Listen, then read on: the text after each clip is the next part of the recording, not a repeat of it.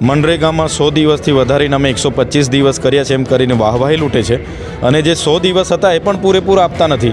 18 દિવસ, 15 દિવસ, 20 દિવસ તો લોકોને રોજગારી ન મળવાથી લોકો પલાયન કરે છે. મનરેગામાં એનો હેતુ હતો કે ગ્રામ્ય વિસ્તારમાં પોતાના જ ગામમાં એમને રોજગારી આપવાની. એ પૈસા ભાજપના નેતાઓના પુત્રએ, કોંગ્રેસના નેતાઓએ મટીરિયલના કામોમાં કરોડોના કૌભાંડો કર્યા હોવાથી આજે રોજગારીથી આ લોકો વંચિત રહ્યા છે. ગુજરાત સરકારની પોલીસ દ્વારા ખોટું સોગંદનામું કરીને એક ધારાસભ્યને પોતાના વિસ્તારમાં નહીં જવા દેવી એ ક્યાંનો કાયદો છે?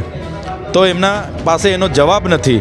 એમના મંત્રીએ કીધું કે કોર્ટની શરતો છે, પણ કોર્ટને સોગંદનામું કોણે રજૂ કર્યું? તો ગુજરાત સરકારે રજૂ કર્યું. ત્યારે આજે નરેશભાઈ પટેલે બહુ મોટી વાતો કરી છે મંત્રીશ્રીએ કે ચૈતરભાઈ અમને મળવા આવો, અમને મળીને જે પણ રજૂઆત હોય તે અમને કરજો, તમારી બધી જ રજૂઆતો અમે પૂરી કરી દઈશું. આ માત્ર ફોર્માલિટી છે. અમે કીધું કે ખોટા જાતિના પ્રમાણપત્રને વિશ્લેષણ સમિતિમાં કહો, એમની બહાર કાઢે, એમના પર કાર્યવાહી, તે એમનાથી થતું નથી. આ 40%નું લઘુત્તમ કટઅપ દૂર કરો, એ એમનાથી થતું નથી.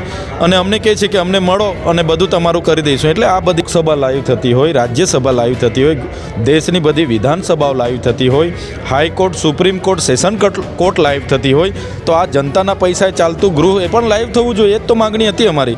એમાં કોંગ્રેસ પરથી શીખવાની અમારી શું જરૂર છે? વિધાનસભામાં બજેટ સત્ર ચાલી રહ્યું છે અને અત્યારના આપણે વાત કરીશું આ મુદ્દે જ આમ આદમી પાર્ટીના ડેડિયાપાડાથી ધારાસભ્ય ચૈતરભાઈ વસાવા સાથે. ચૈતરભાઈ, આજની જે પ્રકારે ગૃહમાં કામગીરી ચાલી હતી, સવાલો કઈ પ્રકારના પ્રશ્નોત્તરીકાળમાં સવાલો કરાયા હતા, કઈ પ્રકારની ચર્ચાઓ થઈ હતી? આજે સૌપ્રથમ જે પ્રશ્નોત્તરી હતી એમાં મનરેગા યોજના અંતર્ગત નર્મદા અને છોટાઉદેપુર જિલ્લાને કેટલી અરજીઓ મળી કે અમને રોજગારી આપો અને એમાંથી કેટલી રોજગારી સરકારે આપી એ બાબતને મારો 3જા ક્રમાંકનો પ્રશ્ન હતો. માનનીય મંત્રીશ્રીએ અમને કીધું કે 1,27,302 જેટલા લોકોએ રોજગારીની 2 વર્ષમાં માગણી કરી એ નર્મદામાં, અને છોટાઉદેપુરમાં 1,17,911 લોકોએ છોટાઉદેપુરમાં રોજગારીની માગણી કરી. એની સામે જે રોજગારી એમણે આપી છે એના પરથી નર્મદામાં દર વર્ષે 18 દિવસની સરેરાશ રોજગારી આપવામાં આવી છે. છોટાઉદેપુરમાં 1 વર્ષે એક પરિવારને 13 દિવસની સરેરાશ રોજગારી આપવામાં આવી છે.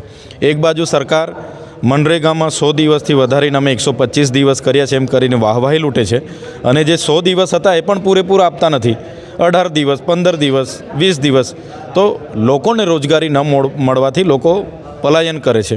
મનરેગામાં એનો હેતુ હતો કે ગ્રામ્ય વિસ્તારમાં પોતાના જ ગામમાં એમને રોજગારી આપવાની. એ પૈસા ભાજપના નેતાઓના પુત્રએ, કોંગ્રેસના નેતાઓએ મટીરિયલના કામોમાં કરોડોના કૌભાંડો કર્યા હોવાથી આજે રોજગારીથી આ લોકો વંચિત રહ્યા છે. એટલા માટે આજે વિધાનસભાના ગૃહમાં પણ અમે સવાલ ઉઠાવ્યા છે. આવનારા દિવસોમાં લોકોની વચ્ચે એમને જાગૃત કરીને પણ આ સવાલો અમે ઉઠાવીશું. લોકોને રોજગારી મળવી જોઈએ, અમારી માંગ છે. બીજું, આજે નરેશભાઈ સાથે ને તમારી વચ્ચે એક દલીલો પણ થઈ હતી આદિવાસીના વિકાસને લઈને. શું દલીલ હતી ને શું આખો મુદ્દો હતો? આજે રાજ્યપાલશ્રીના સંબોધનની ચર્ચાઓ હતી. માન્ય રાજ્યપાલશ્રી સભાગૃહમાં આવ્યા, મેરી સરકારને ये किया, मेरी सरकार ने वो किया, मेरी सरकार ने वो किया. તો રાજ્યપાલ એ સંવિધાનિક પદ પર રહેલા, સન્માન્ય પદ પર રહેલા ગુજરાતના વડા છે અને સંવિધાનનું ઉલ્લંઘન થતો હોય તો રાજ્યપાલ કઈ ગુફામાં ઘૂસી જાય છે સમજ નથી પડતી. આર્ટિકલ 243ની સંવિધાન એવું કહે છે આદિવાસી વિસ્તારોમાં અનુસૂચિ 5 લાગુ કરો. આઝાદીના 78 વર્ષ પછી પણ લાગુ નથી કહે. રાજ્યપાલ શું ધ્યાન રાખે છે? આજે પૈસા એક્ટ 1996માં લાગુ થયો, જેમાં ન વિધાનસભા ન લોકસભા, સબસે ઊંચી ગ્રામસભા. હવે ગ્રામસભાને તો કોઈ પૂછતું જ નથી. ગ્રામસભાઓના ઠરાવો ગાંધીનગરથી બનીને આવી જાય છે, એજન્ડાઓ ગાંધીનગરથી બનીને આવી જાય છે. અને જે પૈસા એક્ટનું ઉલ્લંઘન થયું છે એના વિશે રાજ્યપાલ એક શબ્દ નથી બોલ્યા. 73AA જે આદિવાસીઓની જમીનો છે એ આજે એને થઈ રહેલી છે, બિન આદિવાસીઓ ખરીદી કરી રહેલા છે, એના બાબતે એક શબ્દ રાજ્યપાલ બોલ્યા નથી. આજે જે આદિવાસીને આર્ટિકલ 335 અંતર્ગત જે શૈક્ષણિક અનામત મળ્યું છે એમાં પણ GAD દ્વારા 18/5/2023ના રોજ પરિપત્ર બહાર પાડીને એ 15% અનામત કોટામાં પણ 40% લઘુત્તમ માર્ક્સ લાવવાની જે એમણે જોગવાઈ કરી છે, જેમાં અમારા કોટા ભરાતા નથી, જેની માટે એક શબ્દ રાજ્યપાલ બોલ્યા નથી.